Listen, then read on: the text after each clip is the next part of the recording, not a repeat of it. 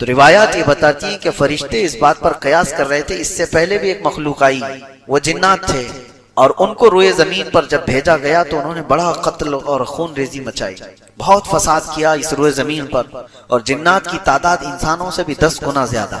بعد میں پھر ان کو سب کو اس روئے زمین سے بھگا دیا گیا جزیروں کی طرف، اور روئے زمین کو خالی کر دیا گیا انسان کے لیے۔ اور آج الحمدللہ آپ صحیح سلامت جی رہے ہیں اس روئے زمین پر کہ جنات کو پہلے سے ہٹایا گیا، پھر بھی کچھ لوگوں میں آ جاتے ہیں جنات، کچھ کے تو ریئل ہوتے ہیں اور کچھ کے ناٹک ہوتے ہیں۔ جنات کا آنا جانا ہے، لیکن ان کو اتنے اختیارات نہیں ہیں جتنے آپ کو یہاں پر دیے گئے۔ قرآن میں اللہ نے آپ سے کہا کہ تم اشرف المخلوقات، وَلَقَدْ كَرَّمْنَا بَنِي آدم، اللہ فرماتے ہم نے آدم کی اولاد کو تاج کرامت عطا کی، عزت عطا کی۔ وَحَمَلْنَاهُمْ فِي الْبَرِّ وَالْبَحْرِ، ہم نے خشکیوں میں اور تریوں میں اس کو طاقت دی ہے۔ وَفَضَّلْنَاهُمْ عَلَى كَثِيرٍ مِّمَّنْ خَلَقْنَا تَفْضِيلًا، اللہ فرماتا ہے ہم نے جتنی مخلوق بنائی ان میں سب سے اس کو افضل بنایا۔ لَقَدْ خَلَقْنَا الْإِنسَانَ فِي أَحْسَنِ تَقْوِيمٍ، ہم نے انسان کو سب سے اچھی صورت میں بنایا۔ اللہ کی یہ پسندیدہ مخلوق، اللہ کی چنندہ مخلوق انسان ہے۔ رہی بات جنات کی تو انہوں نے سرکشی کی، نافرمانیاں کی، لیکن ان میں بھی بہت سارے فرما بردار ہوئے۔ اللہ کے رسول صلی اللہ تعالیٰ علیہ وسلم کے بتانے سے ہمیں پتہ چلتا ہے، حضور نے فرمایا یہ سورہ رحمان میں نے جنات کے سامنے بھی تلاوت کی تو وہ تم سے اچھا جواب دے رہے تھے، یعنی وہ رو رہے تھے اور گڑ گڑا رہے تھے اور یوں کہتے تھے کہ اے اللہ ہم تیری کسی نعمت کی ناشکری نہیں کرتے، ہم تیری کسی نعمت کو نہیں جھٹلاتے۔ تو ان آیتوں کے جواب میں دل سے آدمی کو یہ کہنا چاہیے جب بھی یہ تلاوت ہو، فَبِأَيِّ آلَاءِ رَبِّكُمَا تُكَذِّبَانِ، تم کون کون سی نعمتوں کو میری جھٹلاؤ گے۔ تو آپ دل میں یہ اللہ کریم کی بارگاہ میں عرض کریں، لا نکذب بآیاتک یا اللہ، اے اللہ ہم تیری کوئی نشانی کو نہیں جھٹلاتے، ہم تیری کسی نعمت کا انکار نہیں کرتے۔ یہ تو عربی میں ہے، جبکہ سورہ والتین جب پڑھتے تھے میرے آقا صلی اللہ تعالیٰ علیہ وسلم، اس کی آخری آیت کیا ہے؟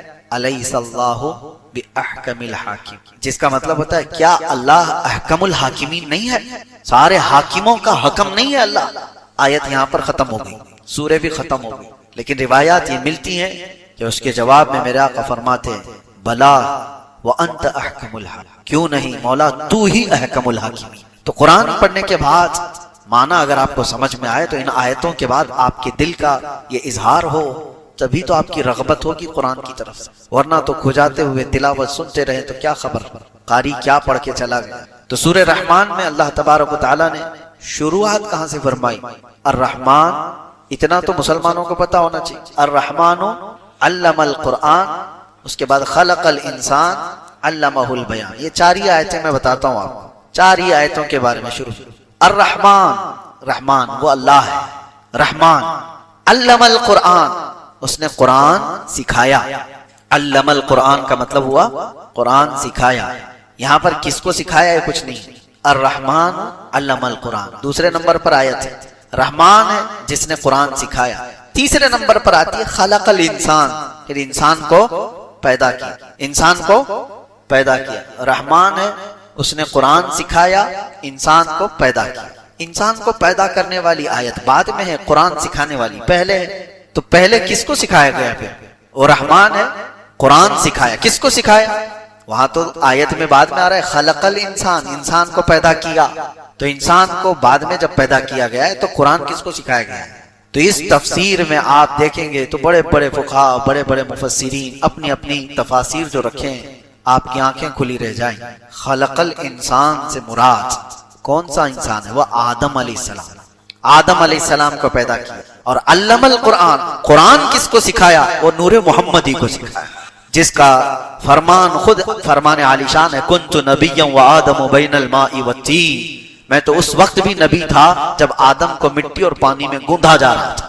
پتہ چلا کہ انسان آدم علیہ السلام اگر یہاں مراد ہیں تو ان کے آنے سے پہلے بھی کوئی تھا، ان کے آنے سے پہلے بھی کوئی تھا۔ وہ کون تھا؟ وہ جو نہ تھے تو کچھ نہ تھا، وہ جو نہ ہو تو وہی تھے۔ وہی ہے اول، وہی ہے آخر، وہی ہے ظاہر، وہی ہے باطن، وہی ہے قرآن، وہی ہے فرقان، وہی ہے طٰہٰ، وہی ہے یاسین۔ لوح بھی تو، قلم بھی تو، تیرا وجود الکتاب۔ गुंबद आबगीना रंग तेरे मुहीत में हबा। हुजूर पाक सल्लल्लाहु ताला अलैहि वसल्लम के मुतालिक ही फरमाया गया। अब मैं आपको एक बात बताता हूं, नबी पाक सल्लल्लाहु अलैहि वसल्लम ने फरमाया अल्लाह ने सबसे पहले चीज क्या पैदा की? सबसे पहली चीज, हदीसें अलग अलग, हुजूर फरमाते हैं सबसे पहले पैदा की जाने वाली चीज कलम है। क्या है? और फिर एक हदीस में है सबसे पहले चीज पैदा की गई है लौह। लौह का मतलब वो तख्ती जिस पर सारे लोगों की तकदीरें लिखी गई।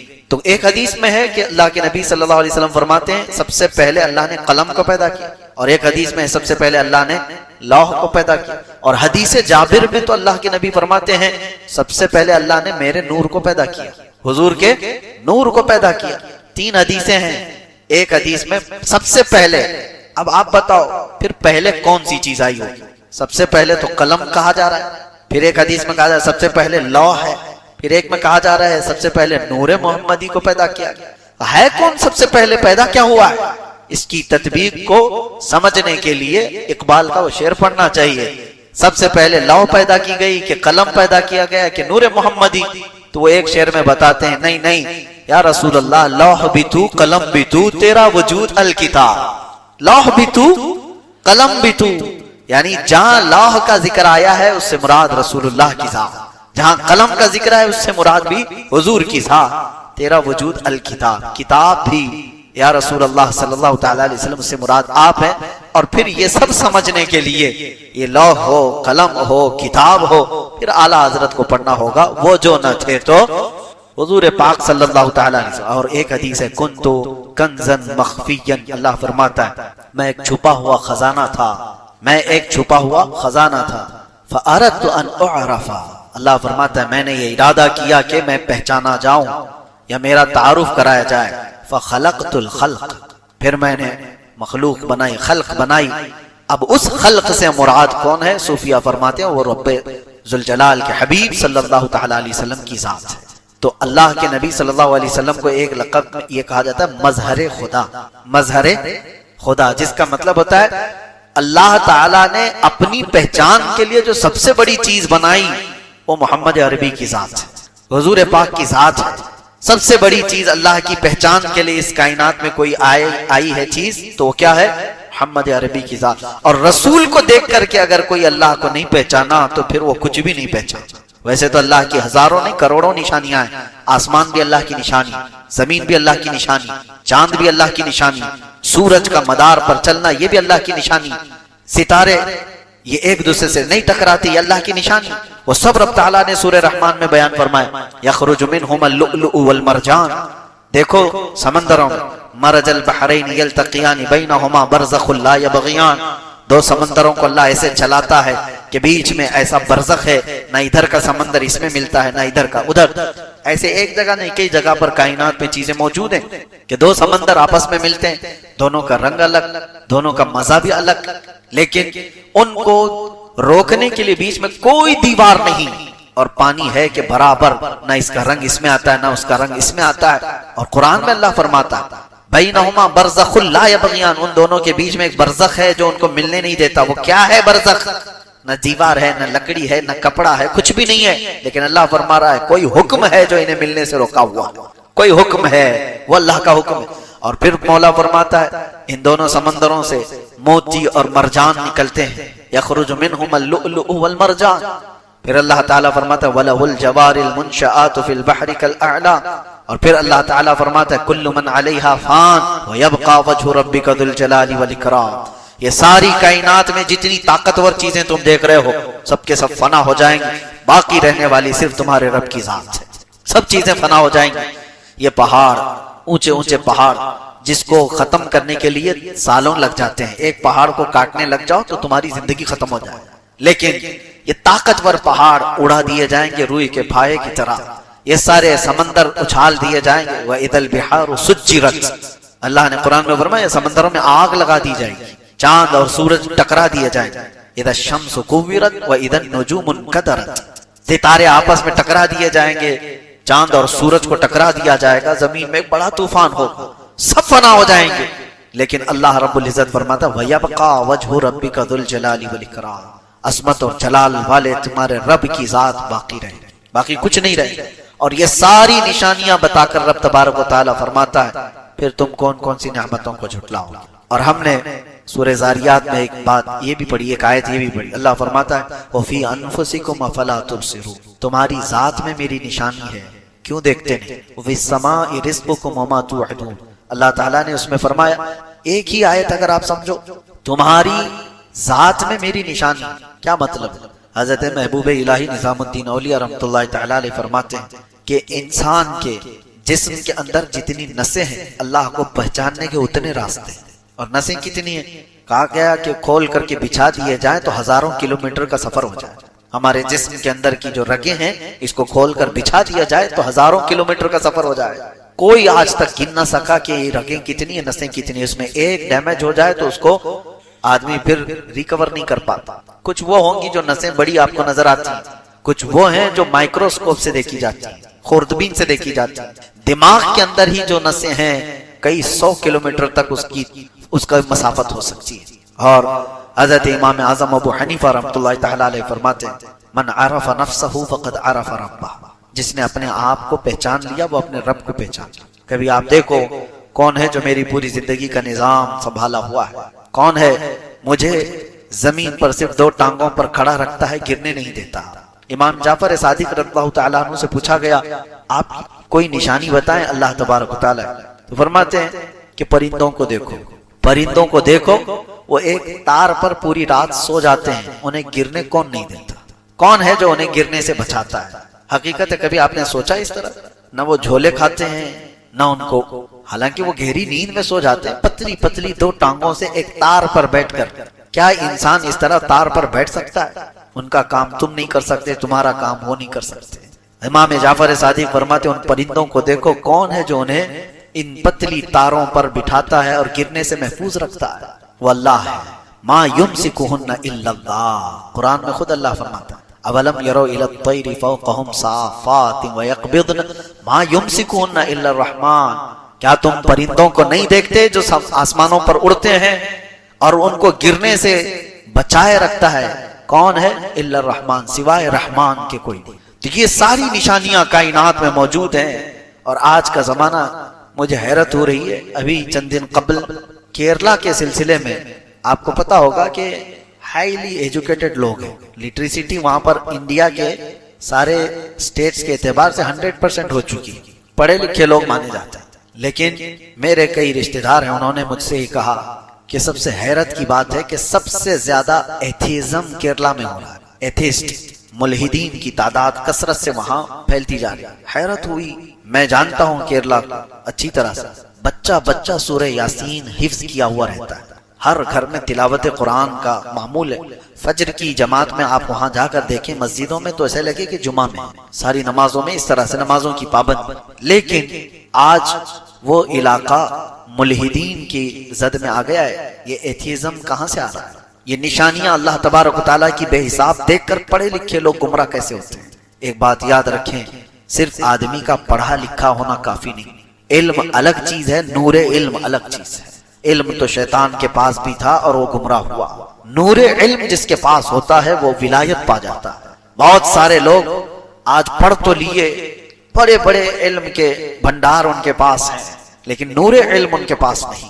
وہ فیوز و برکات جو اولیاء کاملین سے چل کر سینوں پر آتے ہیں وہ نہ ہو تو پڑھے لکھے لوگوں کو، ڈاکٹرز کو، انجینئرز کو، ایڈوکیٹس کو میں نے دیکھا وہ ایتھیسٹ ہو رہے ہیں، عام لوگ نہیں، پڑھے لکھے بڑے کئی ڈاکٹروں کی ایک تنظیم بنی ہوئی ہے ایتھیزم کی، وہ لوگ پروموٹ کر رہے ہیں اور کہہ رہے ہیں کوئی خدا ہی نہیں ہے، یہ کائنات ایسی وجود میں آ گئی، یہ نظام اپنے آپ چل رہا ہے، سارے لوگوں نے اپنے اپنے حساب سے نظام اپنا دین بنایا ہوا ہے، مذہب بنایا ہوا ہے۔ میرے عزیزو، یہاں ہلکی سی بھی چیز اپنے آپ نہیں ہوتی، اتنی پوری کائنات اپنے آپ کیسے ہوگی؟ اور اس کے علاوہ حضرت معقل بن یسار رضی اللہ تعالیٰ عنہ یہ بھی روایت کرتے ہیں کہ نبی پاک صلی اللہ تعالیٰ علیہ وسلم نے ارشاد فرمایا کہ جس نے صرف اللہ کی رضا کے لیے سورہ یاسین شریف پڑھی، اللہ تعالیٰ اس کے شروع کے گناہ صغیرہ اور کبیرہ معاف فرما دیتا ہے۔ صرف اللہ کی رضا کے لیے سورہ یاسین پڑھیں۔ اس کی فضیلتوں میں تو بہت ساری چیزیں ہیں، فرمایا گیا کہ اگر آدمی راستہ بھٹک جائے کہیں جنگل میں تو سورہ یاسین پڑھ لے، اللہ اسے راستہ عطا کر دے گا۔ اور اگر بہت شدت کی بھوک ہے اور کھانے کو کچھ نہیں ملتا اس کو ایسی جگہ پر ہے وہ سورہ یاسین پڑھے، اس کے لیے دوا بھی ہے، غذا بھی ہے اور شفا بھی ہے۔ سورہ یاسین پیٹ بھر دیا کرتی ہے، اس کے اندر اللہ تعالیٰ نے یہ اثر رکھا ہے۔ اور پھر یہ حدیث حضرت ابو ہریرہ رضی اللہ تعالیٰ عنہ سے فرمایا جو سورہ یاسین رات کو پڑھ کر کے سوئے گا، اگر اس رات یا صبح اٹھنے سے پہلے اس کا انتقال ہوا تو اس کو شہیدوں میں اٹھایا جائے گا، ہاں اس کی بخشش ہو چکی ہوگی۔ اور پھر یہ نبی پاک صلی اللہ تعالیٰ علیہ وسلم نے بھی ارشاد فرمایا، حضرت معقل بن یسار سے یہ بھی روایت ہے کہ حضور نے فرمایا اس کو اپنے مردوں کے قریب پڑھا کرو، یعنی جو شخص انتقال کے قریب آ چکا، نزع کا وقت ہے، سکرات کا وقت جس کو کہتے ہیں، ایسے وقت میں اس کے سرہانے کے پاس بیٹھ کر سورہ یاسین کی تلاوت کریں۔ یہ روایت کئی احادیث میں ہے، امام احمد نے، حضرت یہ ابو داؤد نے، نسائی نے، ابن ماجہ نے، سب نے اس کو روایت کیا۔ اور یہ فرمایا گیا ہے کہ جو سورہ یاسین کی تلاوت ہوتی ہے قریب الموت شخص کے پاس، تو اس کے روح نکلنے کی تکلیف میں اللہ آسانی فرما دیتا ہے، تخفیف ہو جاتی ہے۔ ایک عجیب و غریب حکایت ملتی ہے، امام احمد بن حنبل رضی اللہ تعالیٰ مشہور اماموں میں سے ایک ہے، محدث جلیل جن کو 5 لاکھ حدیثیں یاد تھیں، آپ کی طرف سے یہ بات منسوب ہے اور فرمایا آپ نے کہ آپ کا آخری وقت تھا، لوگ عیادت کے لیے آ گئے، تیمارداری بھی ہوتی رہی، آخری وقت تھا، نزع کا وقت تھا۔ اور ایک بات میں آپ کو بتا دوں، جو نزع میں جاتا ہے پھر وہ واپس نہیں پلٹتا، لیکن اللہ تعالیٰ جسے چاہے موت کے منہ سے بھی نکالے اور قبر سے بھی زندہ کرے۔ امام احمد بن حنبل کے متعلق ہے کہ وہ نزع کے حالت میں جا کر قریب الموت تھے، اس کے بعد پھر وہ صحیح بھی ہو گئے، پھر آ گئے، کیونکہ انہیں کچھ بتانا تھا۔ کہا کہ میری روح نکلنے کے قریب تھی، نزع کا وقت تھا، شدت کا درد تھا، ایسا درد کہ مکھی بیٹھے تو لگتا پہاڑ بیٹھا ہوا ہے، ایسی تکلیف۔ فرماتے ہیں اسی اسنا میرے پاس ابلیس آیا اور پانی لے کر کے آیا، مجھے ایک بوند پانی بھی ایک ندی کے برابر لگتا، اور وہ کہتا احمد بن حنبل میری طرف دیکھو، میں میٹھا پانی لایا ہوں، زندگی بھر تم جس کی عبادت کرتے تھے اس نے تو تم کو تکلیف میں چھوڑ دیا، لیکن میں تمہیں تکلیف میں نہیں چھوڑوں گا، تم نے مجھے پہچانا ہی نہیں، میں اصل بندوں کی دیکھ بھال کرتا ہوں۔ عزیزان اکرامی، یہاں پر میں رک کر کے ایک بات کہوں گا، ابھی ایک دنیا میں فرقہ جنم لیا ہے، بلکہ یہ کافی سالوں سے ہے، عباد الشیطان ان کو کہا جاتا ہے، یہ ڈیول ورشپرز، شیطان کے بندے، شیطان کی پوجا کرنے والے، اور ابلیس کو وہ رب العالمین کہتے ہیں۔ وہ کہتے ہیں اصل جو چیز ہے وہ ابلیس ہی ہے، تم لوگ سب جو ہے جس کو خدا کہہ رہے وہ خدا ہے نہیں، شیطان جو ہے وہ اصل خدا ہے۔ الومناتی کا پورا نظام اسی پر جمع ہوا ہے، اگرچہ اس کو سیکریٹ اور خفیہ کہتے ہیں، کوئی چیز سیکریٹ اور خفیہ نہیں، اوپنلی بہت ساری چیزیں ان کی ہوتی ہیں، لیکن وہ ہر ایک کے دماغ میں یہ ڈالنا چاہتے ہیں کہ اصل خدا یہ ابلیس ہے، شیطان ہے، تم نے نام اس کا شیطان رکھا ہے، اصل میں وہ رب العالمین ہے، نعوذ باللہ۔ اگر ان لوگوں سے پوچھیں جو الومناتی کا عقیدہ رکھتے ہیں یا ان کی ہاں میں ہاں بھرتے ہیں یا پھر ان کے آگے پیچھے بھاگتے ہیں دولت کو دیکھ کر کے، وہ کہتے ہیں ہم کو دنیا میں جو چاہیے وہ سب ہمیں ابلیس دے دیتا ہے، تو خدا تو یہی ہے، وہ ہمارے ساتھ ساتھ ہے، ہر گھڑی ہے، دیکھو تمہاری حدیثوں میں لکھا ہوا ہے کہ تمہارے خون کے ساتھ دوڑتا ہے شیطان، تو خدا تو وہی ہے جو اپنے ہر بندے کے ساتھ ہوتا ہے۔ بڑے عجیب و غریب دلائل ان کے پاس ہے شیطان کے متعلق، اللہ تبارک و تعالی حفاظت فرمائے۔ میں آتا ہوں، ہم نے سورہ یاسین میں بھی آج تلاوت کیا ہے کہ اللہ تعالیٰ نے قیامت کے دن یوں فرمائے گا اللہ وَامْتَازُوا الْيَوْمَ أَيُّهَا الْمُجْرِمُونَ، اے فرشتوں آج مجرموں کو الگ کر دو، ان کی پہچان الگ بنا دو۔ أَلَمْ أَعْهَدْ إِلَيْكُمْ يَا بَنِي آدَمَ أَلَّا تَعْبُدُوا الشَّيْطَانَ، اے آدم کی اولاد کیا میں نے تم سے عہد نہیں لیا تھا کہ تم شیطان کی عبادت نہیں کرو گے؟ وَأَنِ اعْبُدُونِي، اور میری عبادت کرو گے، هَذَا صِرَاطٌ مُسْتَقِيمٌ، یہ سیدھا راستہ ہے۔ وَلَقَدْ أَضَلَّ مِنْكُمْ جِبِلًّا كَثِيرًا، اس نے تم کو گمراہ کر دیا غلط عادتیں ڈال کر کے۔ افلم تکونوا تعقلون، کیا تمہیں عقل نہیں ہے؟ یہ قیامت کے دن شیطان کے پجاریوں سے کہا جائے گا۔ اب پھر رب تعالیٰ فرماتا ہے ہذہ جہنم التی کنتم توعدون اصلوہا، یہ وہی دوزخ ہے جس کا تم سے وعدہ کیا گیا تھا، ڈالو ان کو اس میں۔ پھر اللہ تعالیٰ فرماتا ہے الیوم نختم علی افواہہم، آج ہم تمہارے منہ پر مہر لگا دیں، مہر لگا دی جائے، تکلمنا ایدیہم وتشہد ارجلہم بما کانوا یکسبون، تمہارے ہاتھ ہم سے بات کریں گے، تمہارے پیر گواہی دیں گے تم کیا کیا کرتے تھے۔ قیامت کا منظر ہے سورہ یاسین میں۔ میں جو بات عرض کر رہا تھا وہ ادھوری نہ رہ جائے۔ امام احمد بن حنبل کی موت کا وقت تھا، وہ کہتے شیطان آ گیا، ابلیس کہنے لگا میری طرف دیکھو، میں تمہارا اصل رب ہوں، میں تمہیں تکلیف میں نہیں چھوڑ سکتا، فلاں فلاں فلاں۔ کہتے میں عجیب کشمکش میں تھا کہ اس کے ہاتھ سے پانی لے لوں، مجھے مصیبت میں اس حالت میں یہ مدد کے لیے آئے، کیا کروں کیا کروں۔ گمراہی نزع کے وقت بڑے بڑے لوگوں کا ایمان چلا جاتا ہے۔ امام احمد بن حنبل کہتے ہیں بچنا تو چاہ رہا تھا لیکن میری طاقت نہیں تھی کہ اس کو بھگاؤں کسی طرح۔ اچانک ایک خوبصورت نوجوان آیا سفید لباس میں، آتے ہی اس نے گھونسے مارنا شروع کیا ابلیس کو، اور ابلیس اتنی تیز بھاگا کہ پیٹ پھیر کر بھاگتا چلا گیا۔ امام احمد بن حنبل کہتے ہیں میں اس نوجوان سے پوچھا کہ تو مجھے ابلیس سے بچا دیا اس وقت نزع کے وقت میں، تو کون ہے؟ اس نوجوان نے کہا میں سورہ یاسین ہوں جس کی تم روزانہ تلاوت کرتے ہو، تم روزانہ جو مجھ کو تلاوت کرتے ہو میں وہ سورہ یاسین ہوں۔ نزع کے وقت سورہ یاسین ایمان کی حفاظت کرے گا، یہاں تک کہ قیامت کے دن اپنے پڑھنے والے کی یہ سفارش کرے گا اللہ کی بارگاہ کہ اللہ یہ مجھے تلاوت کرتا تھا، اس کی بخشش فرما۔ اور ایک حدیث یہ بھی ہے جس نے صبح کے وقت دن کے شروع کے وقت میں سورہ یاسین پڑھ لیا، حضور صلی اللہ علیہ وسلم فرماتے ہیں اللہ تعالیٰ اس کو دنیاوی بلاؤں سے آفتوں سے محفوظ فرما دے، وہ دن اس کا محفوظ ہو گیا۔ عادت یہ ڈالو فجر کے بعد سورہ یاسین شریف کی تلاوت ہو جائے۔ سورہ یاسین میں بہت اہم پیغامات ہیں، اللہ کریم نے نظام کائنات اس میں بیان کیا ہے، انبیاء کرام کے معاملات بیان کیے، اور اس کے بعد یہ قیامت کا منظر بھی اللہ نے فرمایا، جنتیوں کا بھی حال، دوزخیوں کا حال بھی بیان کیا۔ اولئک اصحاب الجنت، یعنی جنت والے جو ہیں ان کانت الا صیحۃ واحدۃ فاذا هم خامدون، یہاں سے اللہ تبارک و تعالیٰ نے ان لوگوں کا بھی ذکر فرمایا جن کے پاس رسول آئے اور انہوں نے جھٹلا دیا۔